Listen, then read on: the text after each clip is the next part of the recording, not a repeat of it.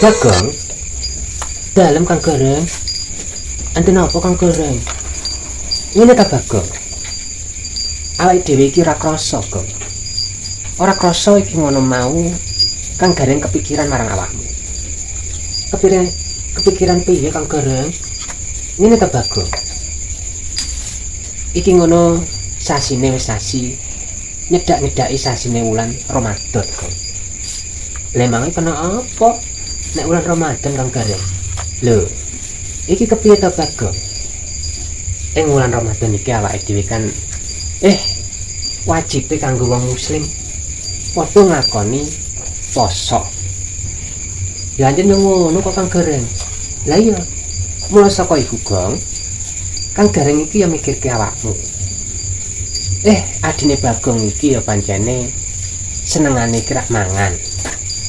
Ora iso adoh-adoh karo sing jenenge sego, ora iso adoh-adoh karo sing jenenge panganan. Lah ngono ta Gong? Pancen ngono Kang Gareng. Tapi ya piye meneh? Kan iki wis kewajibane. Tapi ya aku ya ngene lho Kang Gareng ya. Aku akan sekuat tenaga berupaya supaya aku bisa melaksanakannya Kang Gareng. Iya. Ngene Bagong. Kanjeng Rama Semar wis matur marang Kang Gareng supaya apa sing dadi.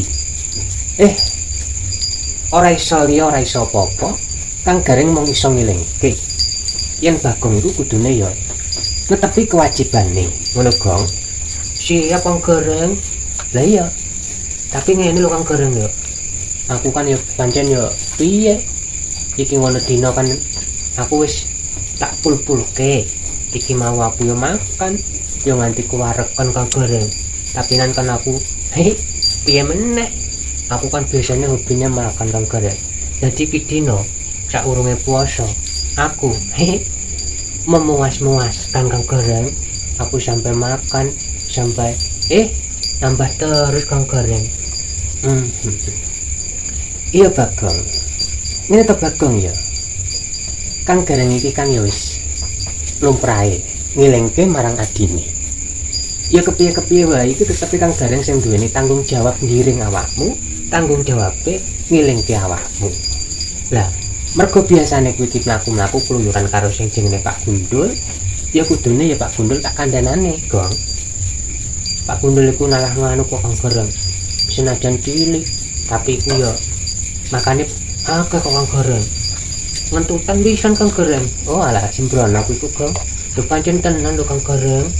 Kae lho Pak Gundul.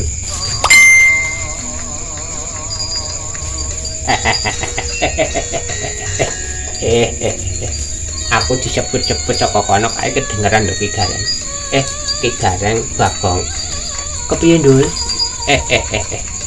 Aku ngono ya. Wis krungu. Apa sing diaturke Ki Gareng iki ngono ya wis tak rungok-rungokno saka kadowan. Aku ya ngrumangsani Gong. Aku iku ya wong muslim, ya bakal ya poso. Tapi iki ngene Gong ya. Aku iku narasake karo dirimu. Biasane makan iku mbah ping pindho. Nganti wetenge gedhe plenti. Iki dina bakale Bagong iki kan tirakatan.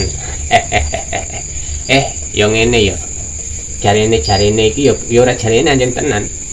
Nek trimo. Trimo apa Pak Gundul? Ngene Ki Gareng ya Ki Gareng. Aku iki kan ya senajan cilik bentukku, pancen aku ya ngene bentukane dap. Ya wis biasa tirakatan. Nek trimo ngempet lesu, ngempet ngeleh, ngempet kecelak iku rak wis dadi pangananku, wis dadi wis tirakatku.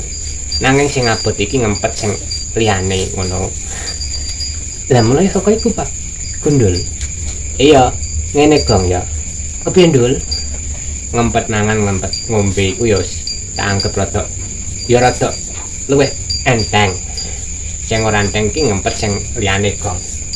Contone awake dhewe kudu menahan marah, menahan godaan, menahan mata, menahan bicara. Ngono, tak ngono ya Ki Gareng. Yes bener Pak Gundul. Lah iya, menahan mulut, menahan hati. Wah, pokoknya menahan Gong. Iki luwih abot meneh daripada menahan lapar. ngono Kang. Ya pancen ngono kok Ndul. Lho pancen ngono kok. Wis ngene bagongan Pak Gundul. Kepiye Ki Gareng? Mumpung awakmu padha nang kene iki, ya Kang Gareng iki njaluk tulung karo iki ngono Kang Gareng arep njaluk tulung.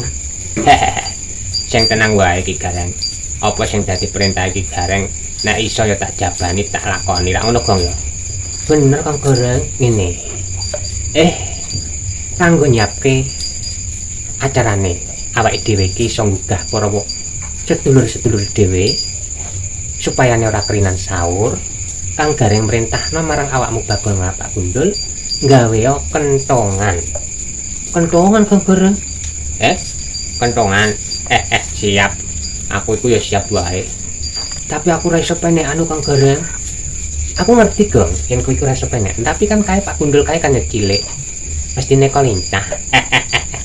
Siap, ayo Gong. Kowe iku karo aku ora usah sumelang, ora usah wedi, ora usah geter. Aku wek ngene-ngene iki bentuk aku pawujudanku iki kena diandalke. Ayo, aku pamit sik. Ki Gareng. Wis kono-kono.